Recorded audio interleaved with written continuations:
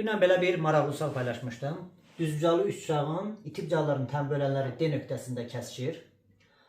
D nöqtəsindən DH hündürlüyü çəkilib, AH 3 cm, CH 4 cm olarsa, ABC üçbucağın sahəsini soruşulur.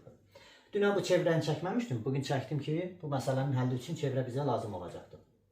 Biz bu düzbucaqlı üçbucağın daxilinə çevrə çəksək, asanlıqla görsənir ki, bu H nöqtəsi bu çevrənin hipotenuza toxuma nöqtəsidir. Və biz qaydanı bilirik ki, bu toxuma nöqtənin hipotenuzdan ayırdığı parçaların hasili bizə nəyi verir? Bu ABC üçbucağın sahəsini verir. Yəni qaydanı bilənlər yazacaq 3 vurulsun 4 bərabərdir 12. Bəs qaydanı bilmiriksə necə yaza bilərik?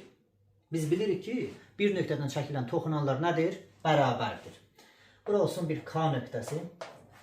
O zaman AH 3 isə AK da nə qədər olacaqdır? 3. Burada olsun bir M nöqtəsi. O zaman CH 4 ise CM de ne olacaktır? 4 olacaktır. K ve D nöqtələrini birləşdirsək, bunlar da nədir? Bu çevrənin nəyidir? Radiusudur. Yəni burada R, burada R, burada bir kvadrat əmələ gəldi. Burada R, burada R. Pifagor teoreminə görə R üstəgəl 3'ün kvadratı, üstəgəl R üstəgəl 4'ün kvadratı bərabərdir 7'nin kvadratı 49.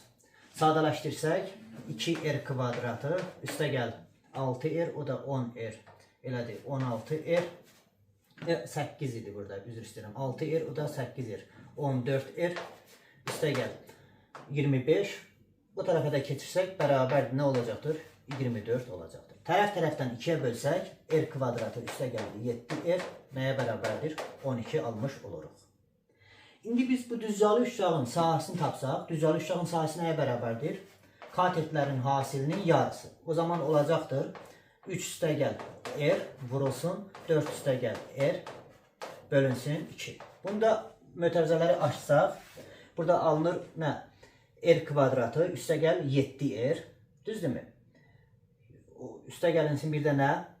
R kvadratı üstəgəl 7R, üstəgəl bir də 12. R kvadratı üstəgəl 7R neçə tapmışıq? 12. O zaman olacaq 12 üstəgəl 12 bölünsün 2. Bu da bərabər olacaqdır nəyə? 12.